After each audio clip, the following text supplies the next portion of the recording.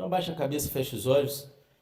Senhor Deus Pai, te convidamos a tomar o teu lugar de honra, não somente nesse lugar, mas principalmente em nossos corações.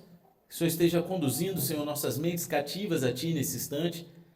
Que a nossa expectativa seja completamente, Pai, naquilo que o Senhor tem para falar conosco. Pai, pela Tua misericórdia, anula toda a minha carne, todo o meu eu, Senhor, para que eu venha falar aquilo que está no Teu coração e cada palavra lançada desse altar venha, como uma semente, encontrar um solo fértil no coração dos Teus filhos e assim frutificar a 30, 60 e a 100 por um, Pai. Que haja cura, libertação, conversão, transformação. Mas não permita que Teus filhos saiam daqui da mesma forma que entraram. Em nome de Jesus, desde já eu repreendo todo espírito contrário ao Teu, toda conversa paralela, toda falta de atenção, toda andação desnecessária, tudo aquilo que vem para roubar os Teus filhos, bate em retirada agora em nome de Jesus. E pela Tua misericórdia nós clamamos, conceda-nos céus abertos e manifesta a Tua glória nesse lugar. E se você crê nisso, diga amém. Amém. Glória a Deus. Então vamos lá. O tema da mensagem de hoje é a graça que vira fila de cabeça para baixo. Olha aí. A graça que vira fila de cabeça para baixo. E para ilustrar esse tema, eu vou pedir para que você abra a palavra de Deus no Evangelho de Mateus, capítulo 20, versículo 1. Quem for achando, dá um eita glória bem pentecostal. Se você não tiver Bíblia, pega a carona na telinha. E se você não estiver achando, tu abre a tua Bíblia em qualquer lugar, finge que achou e fala assim, meu Deus! Amém? Mateus 20, versículo 1. Mateus 20, versículo 1. Uma parábola bem conhecida. Amém?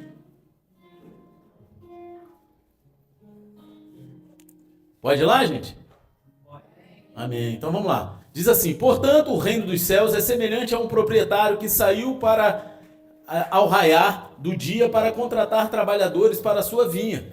Depois de combinar com cada trabalhador o pagamento de 1 denário pelo dia, os enviou ao campo das videiras.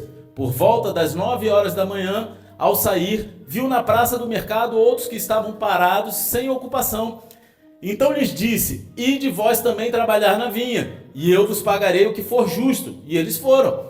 Tendo saído outras vezes, próximo do meio-dia e das 3 horas da tarde, agiu da mesma maneira. Ao sair novamente, agora em torno das 5 horas da tarde, encontrou outros que estavam sem trabalho e indagou deles, por qual motivo estivestes aqui desocupados o dia todo?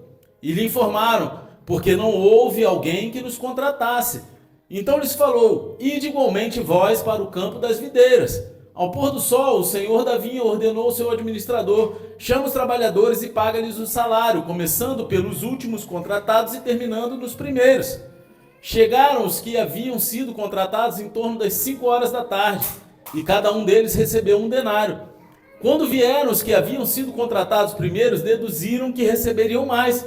Contudo, também estes receberam 1 denário cada um.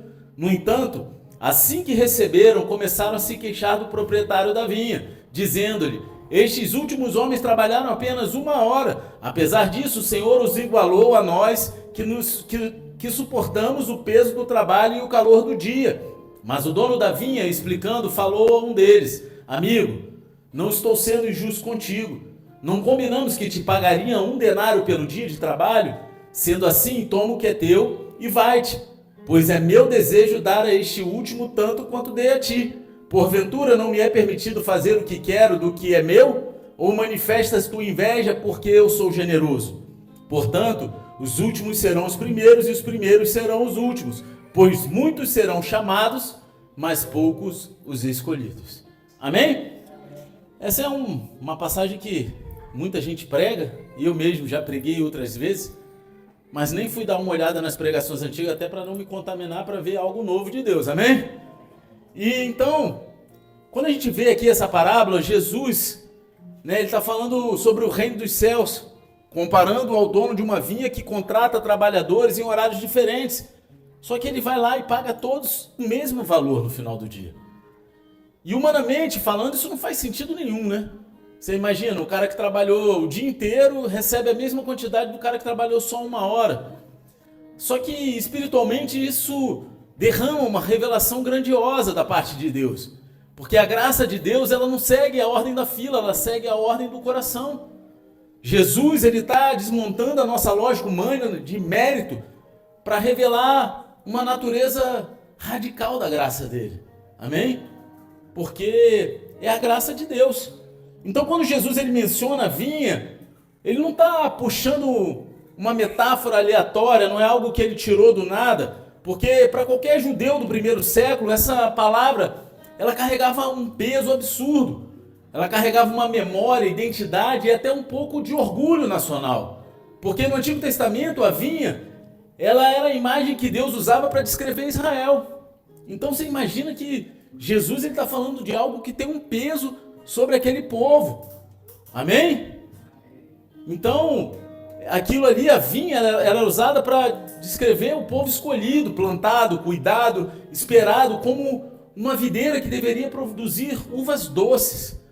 Ou seja, justiça, fidelidade, obediência e uma vida que refletisse o caráter de Deus. Acontece que, historicamente, Israel, muitas vezes ele produziu uvas bravas, não tão doces assim. Amém? Frutos amargos, longe daquilo que Deus sonhava. Muitas vezes Israel se desviou do caminho, fez um monte de bandalheira, patifaria, de tudo que é errado. Profetas como Jeremias, Ezequiel, Oséias, eles denunciaram isso repetidamente. Se você ler o Antigo Testamento, o livro desses profetas, você vai ver como eles denunciavam os frutos ruins gerados por Israel. Então quando Jesus ele vem e fala da vinha nessas parábolas, ele está ligando todos esses pontos. Ele está ligando a história, a profecia e o estado espiritual da nação. Agora, por que isso importa? Fala aí, fala vocês aí. Fala assim, pastor, por que isso importa? Fala aí para eu responder. Senão não... Olha aí, eu gostei, agora eu vou falar. Isso importa porque quando Jesus ele ensina essa parábola aqui em Mateus 20, ele está em termos espirituais e escatológicos mexendo na estrutura religiosa daquela época. Ele está dizendo literalmente, ele fala, o reino não é mais um cercado exclusivo. O reino ele está aberto. Os primeiros, que eram judeus, eles vieram antes, amém? Eles eram um povo escolhido. Só que agora eu estou chamando também os últimos, que somos nós, os gentios, amém? E glória a Deus por isso. E todos recebem o mesmo acesso à graça. Ele está quebrando todos os paradigmas e todas as convicções daqueles judeus ortodoxos daquela época. E isso é revolucionário, isso muda toda a história. Essa parábola ela aponta para o maior movimento da história da fé. A entrada dos gentios no plano de Deus, profetizada lá atrás. Especialmente em Joel 2:28, quando Deus ele promete derramar o seu espírito sobre toda a carne. Amém? Não é apenas sobre Israel, mas é sobre todas as nações. Então a gente está vendo Jesus ele preparando um terreno para o evangelho que não teria fronteiras, não teria passaportes nem barreiras étnicas. É como se ele estivesse dizendo, a vinha agora é o meu reino. E qualquer pessoa disposta a entrar, seja o primeiro turno, no turno da última hora, tem lugar e recompensa. Né? Porque senão não valeria a pena ir num hospital no meio da CTI para falar de Jesus para um cara moribundo que está para morrer. Você está entendendo? Mas esse é o da última hora. E glória a Deus por isso. Aquele cara que no leito de morte se arrepende de tudo. Né? E eu já contei a história aqui, né? Quando eu fui orar pelo cara lá no... né? Não vou contar de novo não, né? No Pier, né? Então não vou contar não. Vocês querem que conte? Eu já contei 30 vezes essa história, cara.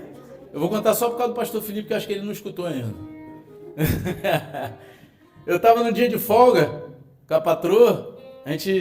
Antigamente a gente conseguia tirar o dia de folga no mesmo dia, né?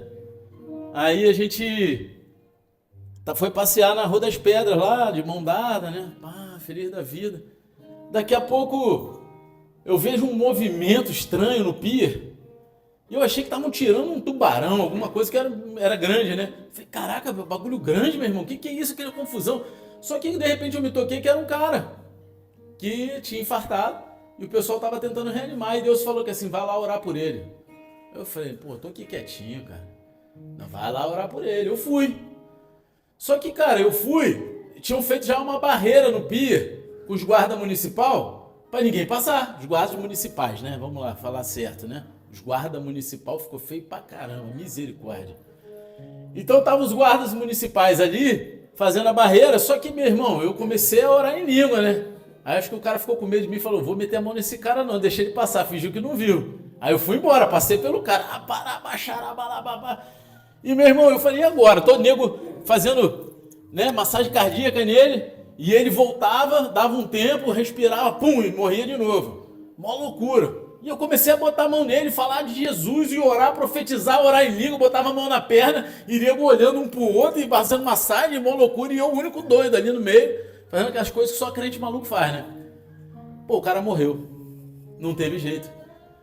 Saí de lá pesadão, cara. Fui, ainda reclamei com Deus. Falei, pô, Deus, tu me tirou da minha folga, que eu tava amarradão, curtindo com a minha esposa, pra ir lá orar com um cara, que eu fui orar cheio de fé, que o cara, né, que eu ia ver o sinal, e o cara morreu, pô. Pra que isso? Aí Deus me deu um tapão, né, na cara. Ele chegou e falou que assim, a cura que eu queria eu alcancei. Então aquele cara precisava ouvir algo, de repente para se arrepender, liberar perdão. Algo que eu falei ali, de repente tocou o coração dele de tal forma que fez com que ele tivesse uma cura. Mas a cura que levava ele para o céu. A cura que levava ele para o lado de Jesus e não talvez para um lugar que não era bom, né? Onde haveria prantos e ranger de dentes. Esse era o trabalhador da última hora, né? Então estejam sempre disponíveis, cara. Que a gente nunca sabe quando um trabalhador da última hora vai precisar da gente. Não é isso? Amém? Então, Jesus ele começa essa parábola dizendo, portanto, o reino dos céus é semelhante a um proprietário que saiu ao raiar do dia para contratar trabalhadores para a sua vinha. E no mundo agrícola do primeiro século, sair de madrugada significava ir antes do sol nascer, no momento em que apenas os donos mais comprometidos e diligentes buscavam trabalhadores, né? Eles antes do sol nascer, eles saíam para buscar os melhores trabalhadores para as suas terras. E isso já revela algo sobre o caráter de Deus. Ele não delega o seu cuidado, ele mesmo vai. O cuidado de Deus, ele não é delegado. Ele próprio cuida. Só que o texto ele não para por aí. O dono ele volta à praça às 9, ele volta ao meio-dia, ele volta às 3 horas da tarde, ele volta às 5 horas da tarde, né? E quando faltava apenas 1 hora para encerrar o expediente, 5 horas, encerrava o expediente às 18, ele estava lá para buscar um trabalhador ainda, né? E em grego, a palavra para sair, eu não vou falar não porque eu vou passar vergonha, mas ela carrega uma ideia de movimento contínuo, de uma busca intencional, alguém que vai e volta até encontrar aquilo que procura, né? Então, ou seja, quando Deus aqui, o dono da vinha é Deus, né? Amém? Amém ou não? Ele sai aqui para procurar, esse sair é algo que ele está fazendo intencional, é uma busca por algo que ele, né, ele procura diligentemente.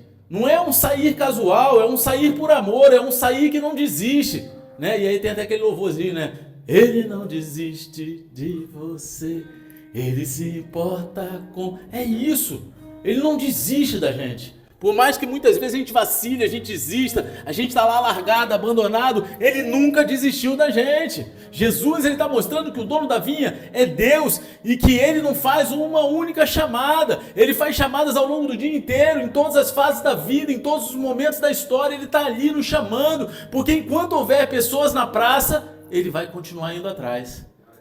Então, para você entender o contexto, no Império Romano, a praça pública era o lugar onde ficavam os trabalhadores não contratados, gente sem direção, pessoas ignoradas pelo sistema, homens considerados menos úteis, né? Não sei se vocês me entendem, né? Aqueles menos úteis, e gente que ninguém escolheu, né? Era só os desprezíveis, vamos botar assim. Então, essa parábola ela mostra o coração do Pai. Deus ele não procura apenas os melhores, até porque se procurasse os melhores eu nem estaria aqui, cara. Eu nem estaria aqui. Ele procura os que ninguém quis. Ele procura aqueles que ninguém quer, os rejeitados. Assim como Jesus fez com os discípulos, que eram pescadores comuns, cobradores de impostos, pessoas marginalizadas. O reino é cheio de pessoas que o mundo deixou na praça. O reino dos céus é cheio de pessoas que o mundo largou para trás, para ficar esquecido. Deus, Ele não para de procurar pessoas para o seu reino. Seja de madrugada, às 9 horas, às 15 horas, às 17 horas, Ele continua voltando. Ele está passeando ali, em busca diligentemente. Mesmo quem já desperdiçou tempo, mesmo quem ficou parado, mesmo quem se sente atrasado, Deus ainda chama. Tem uma pessoa que eu conheço que um dia chegou, sentou comigo e falou assim: pastor, eu já estou velho, eu perdi o meu time do meu ministério e não tem mais jeito, né? Eu acho que hoje o que eu tenho é ensinar meus filhos, né? E isso eu fiz direito, estou ensinando, ainda tenho aqui e tal. Então, assim, já não tenho mais. Eu falei que assim, você que se engana, você pode ter perdido o time do ministério perfeito de Deus para a tua vida. Mas Ele sempre tem uma chance para você. E eu falei isso para ele. E hoje, cara, eu fico feliz porque eu vejo essa pessoa feliz da vida cumprindo um ministério. Vivendo algo sobrenatural que Deus chamou e com alegria, cara.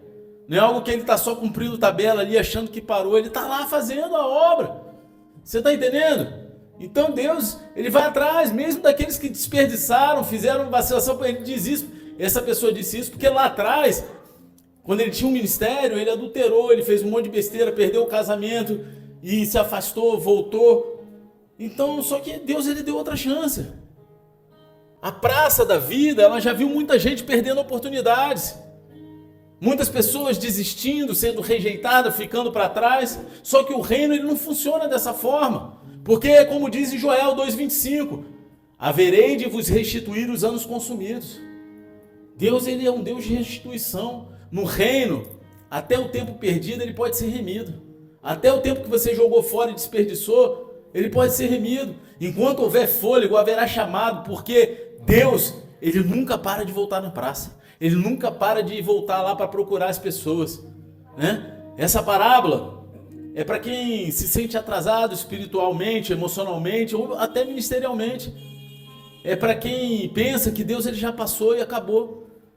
Poxa, há 3 anos atrás eu era feliz fazendo o evangelho, mas eu perdi o time, não tem mais como viver aquilo. Não, aquilo realmente não tem como viver mais. Aquilo passou, mas tem como viver talvez coisas até melhores do que aquilo. Basta você querer.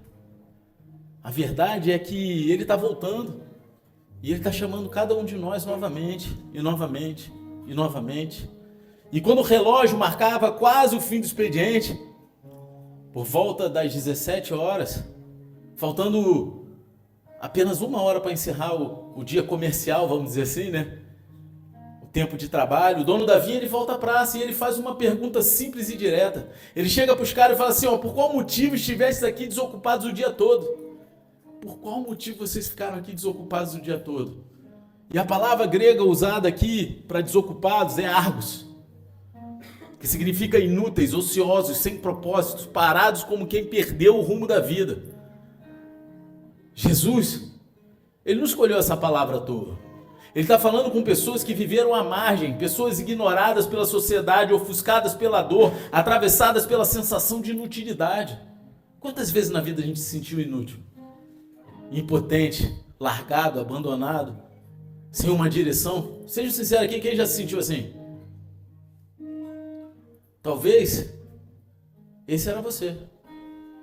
Parado emocionalmente depois de perdas que te derrubaram, bloqueado por traumas que você nunca conseguiu colocar para fora em palavras, né? Porque às vezes a gente passa por traumas que a gente fala assim: cara, não tem como falar isso que eu passei, que ninguém vai me entender, ninguém vai me compreender. Talvez aprisionado por histórias que tentaram te definir antes do tempo, achando no fundo que seu momento já passou, que já está tarde demais para qualquer coisa que Deus queira fazer, igual essa pessoa que eu citei aqui. Só que, repare uma coisa linda e poderosa: o dono da vinha, ele não fez triagem. Ele não é um chefe de RH, que ele faz uma entrevista de emprego e faz uma triagem com você. Ele não perguntou: cara, vocês são bons? Vocês estão prontos? Será que vocês merecem entrar? Né? Tipo aquelas entrevistas mesmo de RH, né? Por que você acha que você deve trabalhar aqui? Né? Porque me diz 2 qualidades suas, né? 2 defeitos. O dono simplesmente declara: ide igualmente vós para o campo das videiras. E simplesmente fala: por que vocês ficaram aí perdidos o dia todo? Ah, porque ninguém nos contratou. Então vai lá também vocês trabalhar. Sem ficha técnica, sem pré-requisito, sem currículo espiritual, sem nada. É a graça rompendo a lógica. E ele faz isso conosco também. Ele faz isso com cada um de nós. Quando o profeta Isaías disse lá... Ih, rapaz, eu não copiei onde está o endereço.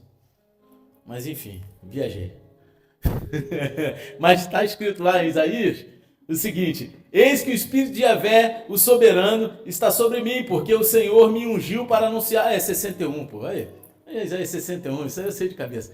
Eis que o Espírito de Yahvé, o soberano, está sobre mim, porque o Senhor me ungiu para anunciar as boas novas aos pobres, e enviou-me para cuidar dos que estão com o coração quebrantado, proclamar liberdade aos cativos e libertação do mundo das trevas aos prisioneiros da escuridão. Né? Graças a Deus, isso aqui eu lembro. Eu não sou muito bom de ficar lembrando endereço de passagem, não, eu sei dar passagem, mas isso aqui é porque é uma passagem que eu gosto muito, né? E Jesus, ele cita essa passagem também, né? Num momento do Evangelho. Então, quando Isaías fala isso aqui, ele estava antecipando esse tipo de encontro. Pessoas quebradas sendo chamadas para dentro, não para fora. Pessoas arrebentadas. Quando Paulo ele escreveu lá em 1 Coríntios 1,27, escolheu precisamente o que para o mundo julga fraco para ridicularizar o que é forte. Foi isso que Deus fez. Ele estava descrevendo exatamente esses trabalhadores da última hora. Aqueles que a sociedade rotula como o resto, como algo que não presta. Só que Deus chama de escolhidos. É só olhar para o César, olhar para mim e falar aí. Não é não, César? Você é um improvável de Deus, igual a mim, cara. Nós somos improváveis. Claudivan, Luizinho, Luan, improvável, olha aí. Felipe também, pastor Felipe, eu sei que as histórias dele eram cavernosas, já ouvi algumas muito antigas, né? E só Deus mesmo. Então, cara, é isso, tá aqui, ó. Talvez você essa noite aqui está aqui se achando atrasado, mas Deus ele não trabalha no relógio humano, ele trabalha com um propósito eterno. Talvez você ache que já perdeu tempo demais, mas Deus ele devolve o tempo perdido. Aquele tempo que você perdeu, ficou de um lado para o outro, sabe? Parece que não estava produzindo nada. Talvez você ache que ninguém está te vendo. Só que o dono da vinha ele saiu 2, 3, 4 vezes só para te encontrar. Só para te encontrar. Ele sai quantas vezes for necessário só para olhar para dentro do teu coração e falar que ele quer você dentro da vinha. Deus, ele não escolhe pelo passado, ele escolhe pela disponibilidade. Você está disponível a largar tudo e falar: eu estou aqui. Um dia eu falei isso numa dinâmica de célula. Pô, eu não sabia que ia virar verdade. Sabe aquele negócio que bate um vento? É verdade, cara, bateu um vento. Faz a dinâmica. O que você seria capaz de fazer por Jesus? Ih, abandonaria família, emprego, tudo. Botei lá no papelzinho. Era anônimo. Botei. Um dia, Deus falou: tu não escreveu isso lá? Agora tá na hora. Vai embora, meu irmão. Larga tudo e vai embora. Você tá entendendo? É a disponibilidade.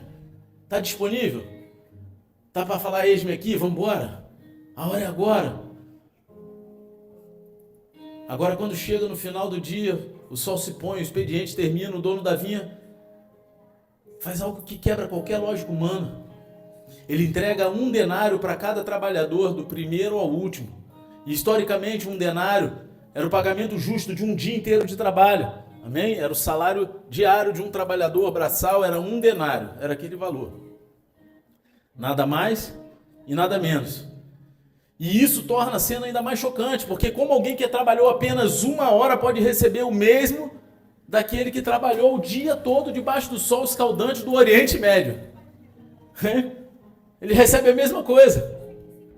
Sabe, a mesma coisa que, né, tu já fez trabalho na praia, né? Tu imagina, tu chamar um cara para trabalhar 9 horas da manhã, 6 horas da manhã lá, aí o cara tá lá o dia inteiro.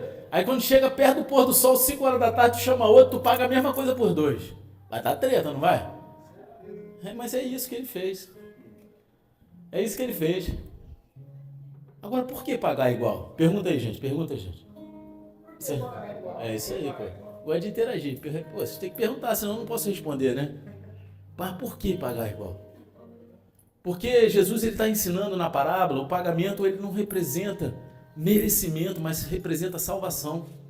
E salvação não é salário, salvação não é recompensa, salvação não é uma tabela de horas espirituais. Não é banco de horas, não. A salvação é graça, e graça não se divide. Efésios 2,8 diz assim: porquanto pela graça sois salvos, por meio da fé, e isso não vem de vós, é dom de Deus. Graça não é moeda, graça é presente. Você está entendendo? Se alguém quiser vender salvação para você, foge, meu irmão.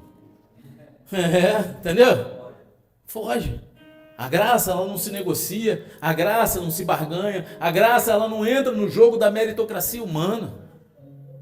Ela só pode ser recebida. E é justamente aqui que o céu provoca o inferno dentro de nós. Porque a nossa natureza humana ama fazer contas, comparar, medir, pesar, né? O ministério do fulano, olha como fulano ora, olha como ciclano faz, olha a igreja de ciclano. Meu irmão, e aí acontece o conflito. Quem trabalhou o dia inteiro reclama porque acredita que seu esforço lhe dá direito a mais. Eu tenho mais direito porque eu trabalhei mais do que ele. Aí quem chegou na última hora recebe com gratidão porque sabe que não merecia nada. Pô, eu não merecia nada, glória a Deus, cara. Pô, eu estava morto em meus delitos e pecados e aqui, ó, estou eu. Glória a Deus, não é isso? Jesus, ele está expondo a diferença entre religiosidade e arrependimento, entre orgulho e humildade, entre quem acha que conquistou e quem sabe que foi alcançado. Cara, eu merecia estar morto. Minha mãe falava isso, não que ela achasse que eu merecia porque ela não gostava de mim, porque ela chegava, olhava tudo que eu vivia, ela falava, cara, você já está fazendo hora extra, já era para estar morto. E aí Deus me tira lá do charco, do lodo, e me dá vida nova. Me dá uma família, restaura tudo, muda toda a história. Isso é teologia do reino. O reino, ele funciona diferente do mercado. No reino de Deus, ele não mede esforço, ele mede entrega. O ladrão da cruz, ele entregou apenas um suspiro final. E ele recebeu o paraíso. Foi só um suspiro. Foi só um, cara. Deus, ele não paga por produção. Deus honra pacto. Quem tem pacto com ele, ele honra. João 6,37 diz assim: todo aquele que o Pai me dá, esse virá a mim, e o que vem a mim, de maneira nenhuma o excluirei. No reino, não existe favoritismo, existe fidelidade. Fidelidade. No reino, a bênção ela não é proporcional ao tempo, mas ela é proporcional ao seu coração. Como é que está o seu coração com Deus? Você tem buscado ser usado por Deus ou usar Deus? Porque Deus, ele sabe. Às vezes nós, seres humanos, somos usados e a gente não percebe. Depois a gente fala, caraca, né, meu irmão? Mas eu quero ser usado por Deus, eu não quero usar Deus. Você está entendendo? Eu quero ser usado por Deus e não usar Deus. Mas muitos de nós, cara, buscam Deus para usar Ele. E Ele sabe quando é assim. Ele conhece o nosso coração. Talvez você tenha chegado tarde para Jesus. Talvez você tenha perdido anos em escolhas erradas. Talvez você ache que chegou depois de todo mundo. Só que existe uma grande verdade que eu vou falar aqui. Vocês querem ouvir? Deixa eu falar, não vou falar não. Quando Deus ele te chama, ele te dá o pacote completo, meu querido. Sem versão reduzida. Sem aquele starter pack espiritual, sabe?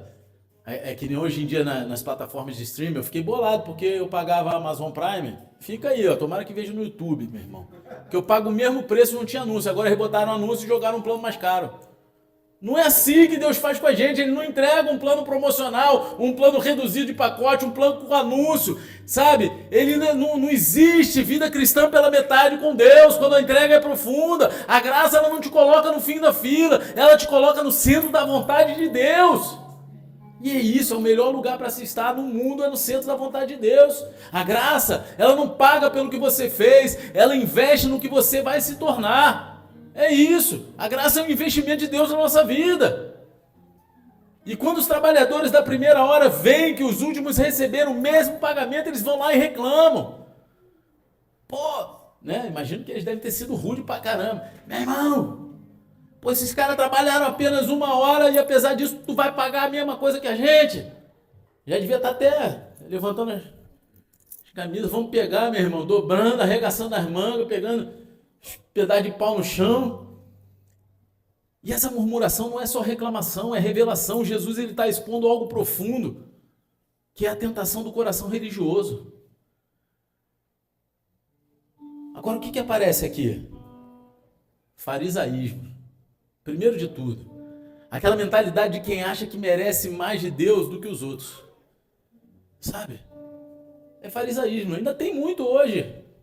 Na igreja tem? Tem muito. O cara que acha que merece mais do que os outros. Orgulho, aqui não, só lá no mundo Marvel, né? No multiverso Marvel. Aqui na igreja não tem não, graças a Deus. Orgulho espiritual. Como se anos de igreja fossem garantia de honra especial. Sabe? Eu tô há 60 anos na igreja. Meu irmão, cadê os frutos agora? Não, mas quando eu cheguei na igreja, fulano, eu fiz isso, fiz aquilo. E agora, meu irmão? Porque aquela figueira que Jesus foi lá pegar figo e não tinha, em algum momento ela deve ter dado figo, né? Mas naquele momento ela não tinha. E a Bíblia diz que é pelos frutos que a gente será conhecido. A gente não pode parar de produzir frutos. Um dia eu produzi frutos, não. A gente tem que produzir frutos o tempo todo. A árvore que não produz mais frutos, ela é cortada e vira lenha. Não é isso? Porque o propósito da árvore é dar frutos. Ela perdeu o propósito. E o nosso propósito é dar frutos. Vocês estão entendendo? Outra coisa que aparece aqui é competição religiosa. Uma corrida invisível por destaque. A pessoa que quer fazer mais para aparecer mais.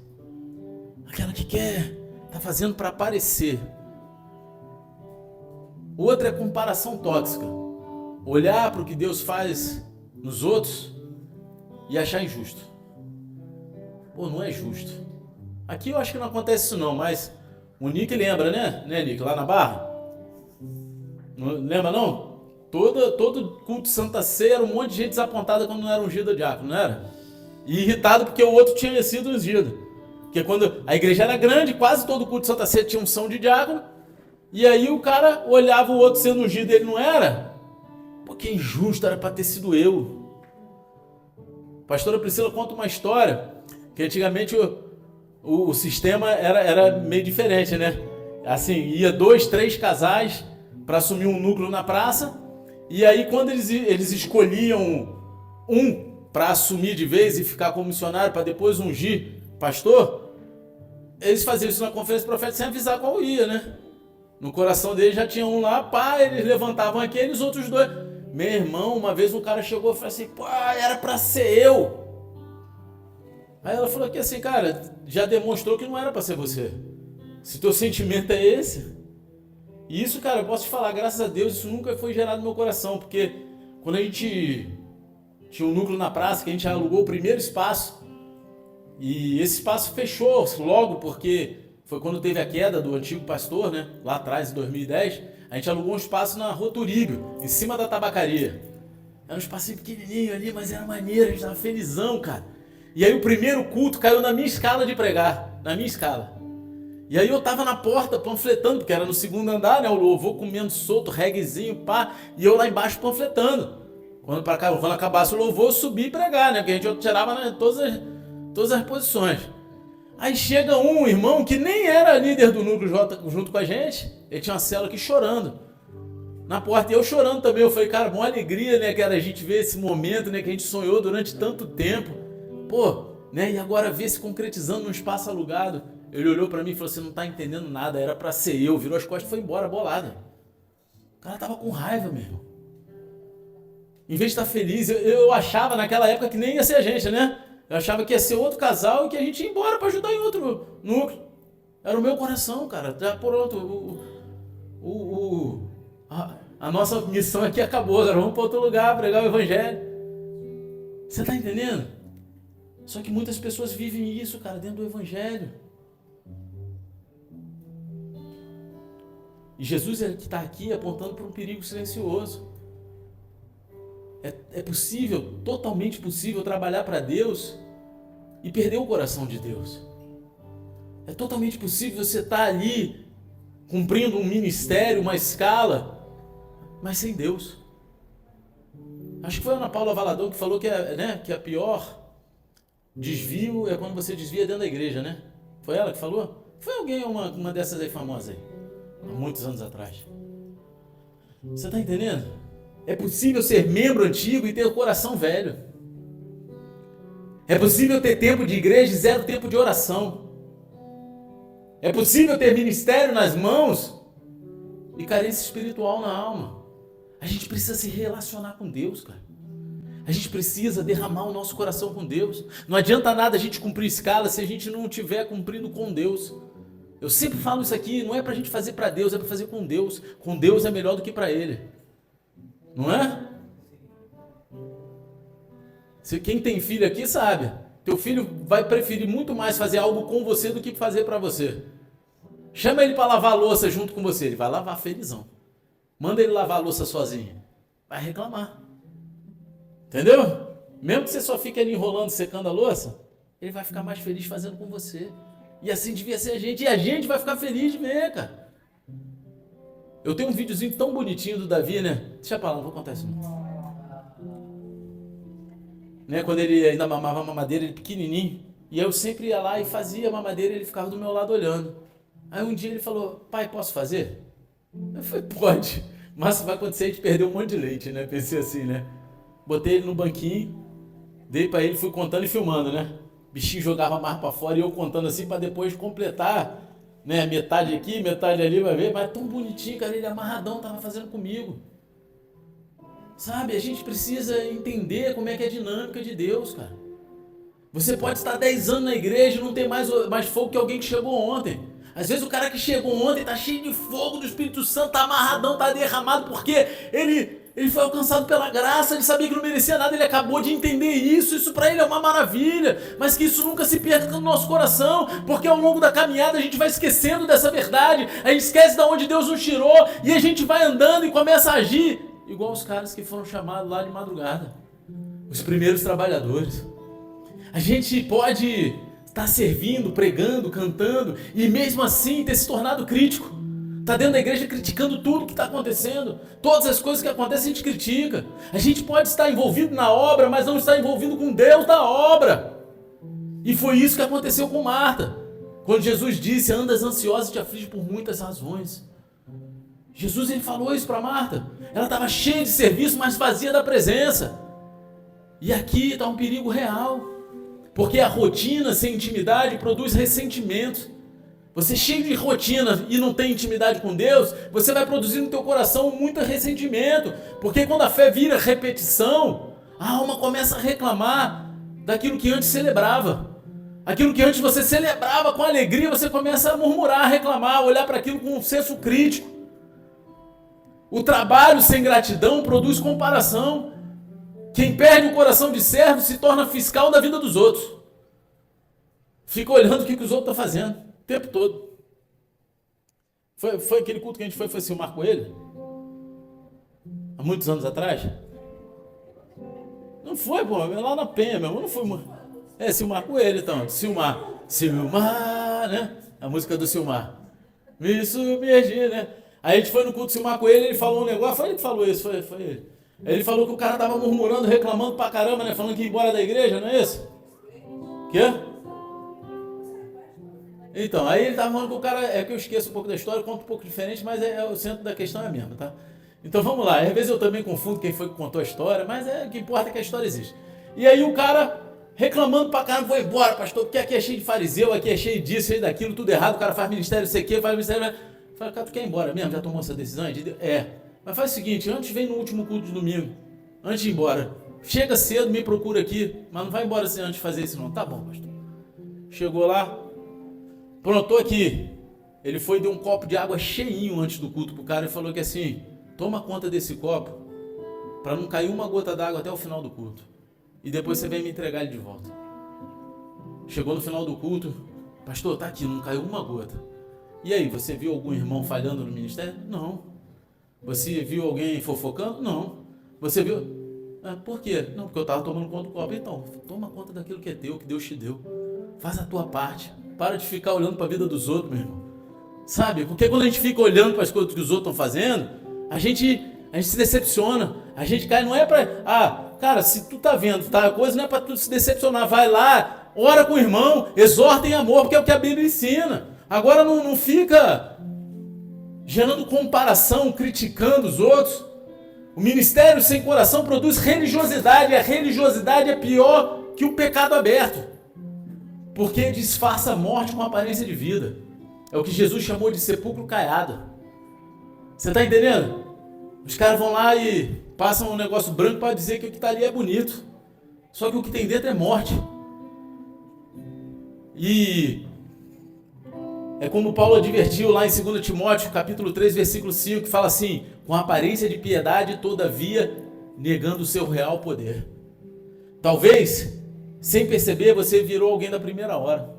Talvez, sem perceber, você virou essa pessoa que chegou lá e está murmurando. Começou com paixão, mas hoje funciona no automático. Antes você chorava na presença, agora critica quem chora. Antes você celebrava cada novo convertido. Hoje, compara recompensas. Cara, como eu fico feliz, cara, de ver um novo convertido. Como eu fico feliz de alcançar vidas. Vocês viram hoje quem estava na minha garupa, né? Estou investindo ali, cara. Sabe, minha maior alegria, você vai ver esse cara rendido ao Senhor. Minha maior alegria é ver alguém, eu quero que ele seja melhor do que eu. Eu quero que cada um aqui dentro seja 1000 vezes melhor do que eu. Pregue o evangelho 300 milhões de vezes melhor do que eu. Que tenha 30 milhões de se dá para medir unção, né? Que seja unção 30 milhões a mais do que eu, cara. Eu não quero me comparar com ninguém. Eu quero que as pessoas sejam melhores que eu no reino. Porque assim vão ser mais vidas alcançadas. É isso que a gente precisa entender. Jesus, ele está te chamando de volta para aquilo que é essencial. Para a simplicidade do primeiro amor. Para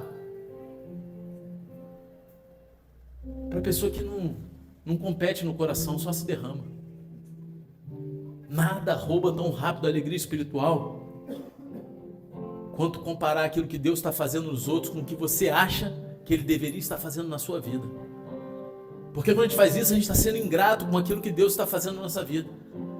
E aquilo que Ele está fazendo na nossa vida é a nossa porção, é aquilo que a gente precisa para aquele momento. Mas como a gente gera ingratidão com isso, olhando para os outros? E aí eu volto a falar algo que eu não falo aqui há um tempo, mas eu sempre falei, né? O Instagram gera isso no coração das pessoas. Pastor, olha como a igreja do fulano é maior.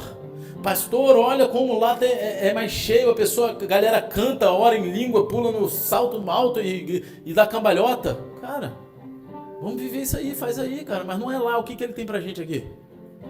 Vamos viver o que a gente precisa viver aqui. Parar de olhar. O Instagram é o maior gerador de ingratidão do mundo. Eu falei na área espiritual, mas em tudo. Às vezes a gente olha pro carro do cara e a gente deseja e deixa de ser grato o que a gente tem. A gente olha pra moto do cara e a gente deseja aquilo que é do outro e deixa de ser grato que é aquilo que a gente tem.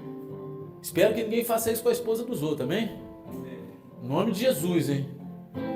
Então, quando os trabalhadores da primeira hora murmuraram, o dono da vinha ele responde com uma pergunta que atravessa as camadas do coração humano. Ele chega e fala assim no versículo 15: ou manifestas a tua inveja, porque eu sou generoso. Cara, que pergunta pancada de tapa na cara. Agora, no grego original, a expressão ela é ainda mais profunda. Eu não vou, sabe que aqui é uma frase grande em grego, eu não estudei grego, então eu vou falar besteira aqui. Eu gosto de estudar ali as coisas, mas eu não sei o som ainda da fala. Mas, literalmente, a tradução seria: teu olho é maligno. Né? Quando ele fala que assim, manifestas a tua inveja, ele fala assim, o teu olho é maligno. E isso, você sabe o que significa isso no contexto judaico? No pensamento hebraico, o olho mau, que vem da frase Ain Ha'ah, é muito mais do que inveja. É símbolo de amargura, de ciúmes, de miséria da alma, de incapacidade de celebrar o bem no outro, de coração fechado para a bondade de Deus, em contraste com o olho bom, que é Ain Tová, que representava a generosidade, a alegria e celebração do agir de Deus. Jesus, ele está dizendo algo como: o problema não é o que eu faço, é o filtro com o qual você enxerga as coisas que eu faço. Como isso está sendo filtrado nos nossos olhos? O dono da vinha, ele não está defendendo a sua justiça, ele está expondo a doença silenciosa do coração do homem, a dificuldade de suportar a graça quando ela alcança alguém além de nós, quando ela alcança alguém que não somos nós. O problema não é a minha bondade, é o seu coração. É isso. E essa frase ecoa aquilo que Deus sempre disse ao seu povo. Lá em Jeremias 17:9 está assim: ora, não há nada mais enganoso e irremediável do que o coração do humano. Jesus, ele também advertiu lá em Marcos 7, 21, 22, né, que ele fala assim: dentro do coração dos homens procedem. Ele fala várias coisas, ele vem assim: as invejas. Ele fala que dentro do coração do homem procedem as invejas. Ou seja, antes do pecado se tornar atitude, ele aparece como uma atitude mental ou um olho mau. É um olho mau. Se Deus, ele está levantando pessoas ao seu lado, alguém crescendo, alguém prosperando, alguém sendo curado, alguém sendo promovido, alguém sendo usado de forma extraordinária, e isso te incomoda, te aperta, te irrita, o problema não é Deus multiplicando, o problema não é o outro sendo exaltado, o problema é um coração que estacionou na comparação. Uma vez eu brinquei, mas cara, eu fiquei felizão, né? Quando a gente foi lá na Dori Rio. Pô, eu queria receber minha cura, eu cheio de dor. Ele foi lá e recebeu a cura dele, lembra disso? Eu falei: pô, cara, tu roubou minha cura, minha bênção, brincando. Mas eu fiquei felizão com ele, cara, porque o cara alcançou a cura. Mas tem gente que falaria isso de verdade. Às vezes não fala, mas sente no coração: pô, era para eu receber aquela cura. Não, cara, Deus não é limitado a uma cura. Se ele quiser, ele cura todo mundo de uma vez só. Se eu não receber, é porque Deus não queria dar. Não era o meu momento. Você tá entendendo? Só que às vezes a gente fica olhando assim, misericórdia, cara. O dono da vinha, ele continua bom, sempre bom. Mas quando o meu coração endurece, a bondade de Deus na vida do outro parece ameaça para mim, não é? Não motivo de celebração. E a gente tem que celebrar. É por isso que a Bíblia diz lá em Romanos 12:15, alegrai-vos com os que se alegram. E falando de Caim, Deus já havia alertado, lá em Gênesis 4, 6, 7. Ele fala assim: por que está furioso? E aí pula, né? Se procederes bem, não é certo que serás aceito? Ele fala: por que está furioso? Aí vai falando, ele fala assim: mas se tu proceder bem, não é certo que vai ser aceito? Ou seja, o avanço do outro não impede o seu. A bênção do outro não impede a tua bênção. A cura do outro não impede a tua cura. O ministério do outro não impede o teu ministério. Tem lugar para todo mundo. Desde os que chegaram há 1000 anos atrás até os que estão chegando agora, hoje, nesse momento. A mesma graça que levanta um é a que revela o coração dos outros. E aí tá acabando, tá? Para acabar. Quando Jesus, ele encerra a parábola com essa frase, ele não está falando sobre quem chega primeiro na vida, nem sobre tempo cronológico. Ele está revelando uma ordem espiritual, uma dinâmica do reino que contradiz completamente a lógica humana. No sistema humano, a fila anda por mérito. No reino de Deus, a fila anda por graça. Deus, ele vira fila. Deus redefine posições. Deus ressignifica histórias. Quem chegou quebrado, vira líder segundo o coração de Deus. Davi é o exemplo. Não é isso? O cara chega todo quebrado e vira um líder, com um coração de Deus. Quem chegou sem esperança vira testemunho vivo de restauração. Quem chegou em pecado vira pregador da justiça que encontrou. Quem chegou tarde se torna referência para quem achava estar adiantado. E esse é o grande escândalo da graça. Essa parábola é um espelho para muita gente hoje. Você que começou tarde, você que achou que desperdiçou anos da tua vida, você que viveu longe da fé por tempo demais, você que só encontrou Jesus no fim da tarde da sua história, né?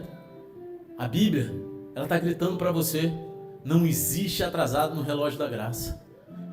Apocalipse 21:5 fala assim, eis que faço novas todas as coisas. Mateus 18:11 diz assim, porque o Filho do Homem veio para salvar o que se havia perdido. A boa notícia ela é simples e poderosa.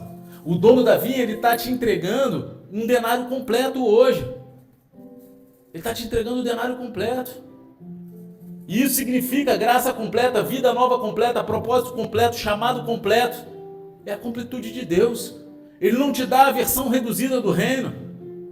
Ele não te joga para o fim da fila espiritual. Ele te coloca no centro da sua vontade, no centro da vontade dele. Cara, é que nem quando, não sei, né, quando você chega na igreja, aí tem os irmãozinhos solteiros, as irmãzinhas solteiras, aí um que acabou de chegar, acaba orando, namorando em casa, as outras, e aí, furou a fila aí. Tô aqui mantendo, não é? Eu escutei isso, né? Eu passei 2007 todo indo para a igreja, fanfarreando. 2008, final de 2007 me converti. Aí 2008 conheci a patroa. Aí ela veio jogando chá para cima de mim, sabe? Tô brincando. E aí, meu irmão, os pangaré lá, tudo, fanfarrando. Eu cheguei, pô, e aí Deus me deu a bênção. Aí os caras, pô, furou a fila e a gente tá aqui um tempão pagando preço, orando e jejuando. O cara acabou de chegar e já furou a fila. Cara, não existe a fila. Não existe, essa fila é mentirosa. Existe o quanto você busca, o quanto você entrega o teu coração, o quanto você tem intimidade com Deus. O reino ele não premia quem chega cedo, premia quem chega e chega rendido. A gente precisa render o nosso coração. Então pare agora de comparar o seu capítulo com o capítulo de outra pessoa. Comparação adoece a alma e a fé é apagada. O fogo é apagado. Cara, quando eu cheguei na igreja, cara, o que Deus falou comigo, antes de eu falar com ela, eu fiquei jejuando 40 dias, meu irmão, 20 horas por dia. Pô, sabe que no dia que eu entreguei o meu jejum, eu tava com febre. No último dia, tava com febre, meu irmão. E eu ia trabalhar todos os dias, cara. Então, o quanto você entrega o teu coração, o quanto você busca diante de Deus, sabe? Pare de acreditar que você está sem propósito. Se Deus te chamou hoje, então hoje é o tempo perfeito. É o dia perfeito. A palavra garante, Romanos 11:29, porque os dons e os chamados de Deus são irrevogáveis. Está lá em Romanos 11:29. Os dons e os chamados de Deus são irrevogáveis. Mesmo que você tenha chegado no finalzinho do expediente espiritual, aqui está uma grande verdade profética. O que Deus vai fazer na sua vida em uma hora vai escandalizar quem trabalha a vida inteira. Aquilo que Deus vai fazer através da tua vida, na tua vida em apenas uma hora, vai escandalizar quem já está há anos ali vivendo. A graça é igual para todos. Só que o coração que recebe com humildade e entrega, experimenta a transformação verdadeira. Amém? Fica de pé, abaixa a cabeça, fecha os olhos em nome de Jesus. Sei que hoje alonguei um pouco, dia de Santa Ceia, mas não tinha como ser diferente, né, mano? Tinha?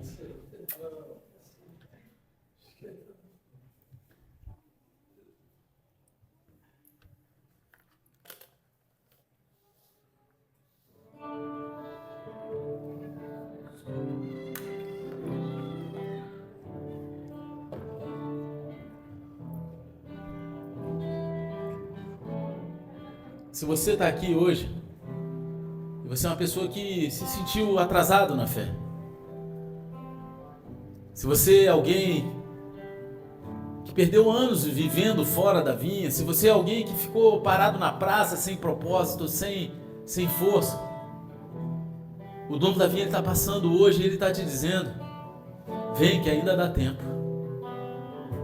Para de olhar para aquilo que não te diz respeito. Apenas viva o propósito que Deus te chamou para viver. Se alegre com isso. Porque não merecíamos isso. Mas Ele foi atrás de nós. Se você sabe que essa palavra ela falou com você de alguma forma, Você sabe que ela, de alguma forma, ela alcançou o teu coração. Coloca a tua mão no teu coração e repita essa oração comigo, em nome de Jesus. Fala comigo: Senhor Jesus, hoje eu atendo o teu chamado. Eu deixo a praça da minha dor e entro na tua vinha. Perdoa os meus pecados, cura o meu coração, restaura o meu tempo perdido e enche a minha vida com a tua graça. Eu recebo o teu denário completo, o teu perdão, a tua salvação, o teu propósito, porque a minha vida é tua para sempre, em nome de Jesus. Amém e amém. Se você crê nessa verdade, se você fez essa oração de todo o coração, aplaude Jesus, aplauda Ele, você é Deus. Aleluia, Senhor.